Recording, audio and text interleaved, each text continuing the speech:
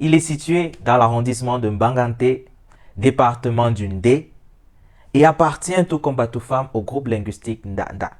Il est également réputé pour son festival du Makabo. Mesdames et messieurs, je vous emmène à Bangwa.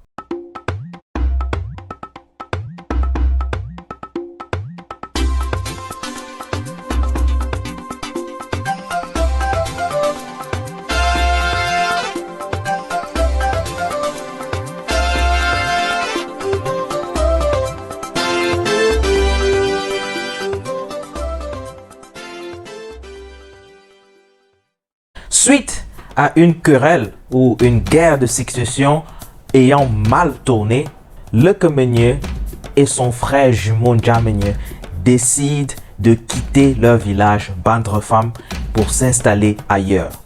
Au cours de leur périple, le Kemenye prit la décision de s'arrêter dans une localité non loin de leur village, tandis que Njamenye décida de continuer le voyage et de s'installer dans l'actuel département du Honkam afin de fonder son royaume Babouantou. Après s'être rendu compte qu'une de ses chefs avait disparu, le Kemenye décida d'en informer Fosangok, l'un des chefs de la localité dans laquelle il s'était installé. Ce dernier niera toute implication. Cependant, la femme de Fosangok approcha le Kemenye et lui fera part du fait que les restes de cette chèvre se trouvent encore dans leur case familiale. Pourquoi l'a-t-elle fait? Par jalousie? Par revanche? Je ne saurais vous en dire plus. Cette occasion se présenta donc comme une aubaine pour le Kemenye qui décida donc de s'allier à Fonjip pour livrer une guerre contre Fosangok. Fosangok, ayant donc perdu la guerre, se réfugia aux abords de la concession de Fort Kablon. Ayant donc gagné cette bataille, les autres leaders de la localité où se trouvait le Kemenye décidèrent donc de lui faire allégeance. Il parviendra donc à fusionner les chefferies en éliminant certaines, puis en érigeant d'autres au rang de sous-chefferies. C'est ainsi que naquit donc la lignée Bangwa au XVe siècle. Bangwa est dirigé par Sa Majesté Jampu Chachwang Julio, 22e roi de la lignée qui accéda au trône en 2001 à l'âge de 17 ans. Malgré son jeune âge, Sa Majesté Jampu Chachwang Julio règne sur les 17 villages que constitue le groupement Bangwa depuis 23 ans. Tout comme Batoufam dont nous avons parlé dans la précédente vidéo, l'économie de Bangwa est en grande partie basée sur l'agriculture et le tourisme. Par ailleurs, son marché Kamna, situé à quelques jets de pierre du péage de Batoufam, est aussi un lieu mythique où se retrouvent une fois par semaine les populations de Bangwa et ses environs pour effectuer des bonnes affaires.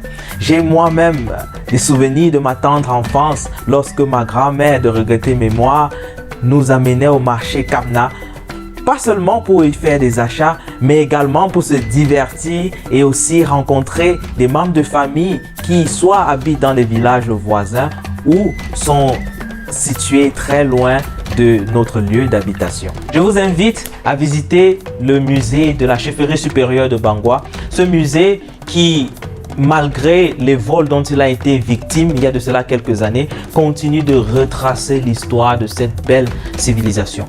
Lorsque vous visiterez ce musée, vous aurez l'occasion d'apprendre un peu plus sur le chef Sa Majesté Nono Chuto, ce chef qui fut l'un des plus prestigieux de la dynastie Bangwa, tant pour le nombre d'années passées sur le trône que pour le nombre incroyable de ses épouses et de ses enfants. Ce chef, 19e roi de la dynastie Bangwa, régna sur Bangwa pendant près de 103 ans.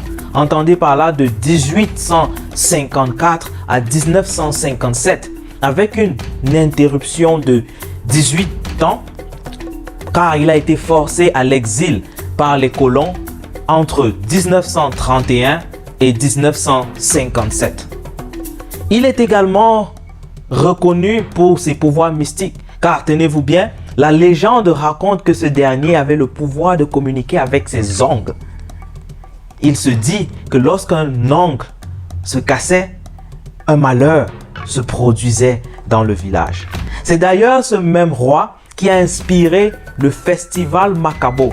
Ce festival qui a été instauré en 1958 et qui se fête tous les 2 ans à Bangwa a été inspiré de ce roi Nonochuto en reconnaissance aux ancêtres et aux Bangwa du Mungo qui avaient œuvré pour son retour au trône et aussi qui lui apportait des Makabo lors de son exil à Tchang.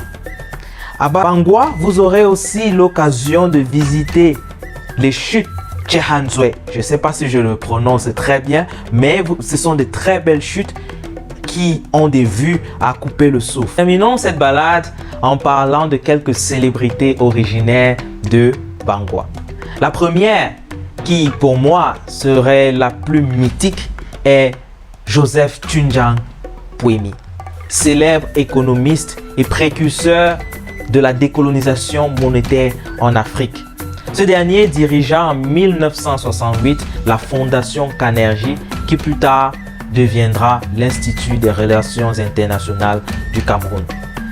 Il est retrouvé mort en 1984 à Douala dans des conditions troubles qu'on qualifiera de suicide. La deuxième personnalité est Guy Quemo, qui est un ingénieur en aéronautique et inventeur en système radar basé en Allemagne. Et la cerise sur le gâteau, Achille Webo, qu'on ne présente plus, ancien international camerounais qui aujourd'hui fait ses classes en tant qu'entraîneur du côté de l'Hexagone. C'est ici que s'achève notre voyage au cœur du royaume Bangwa.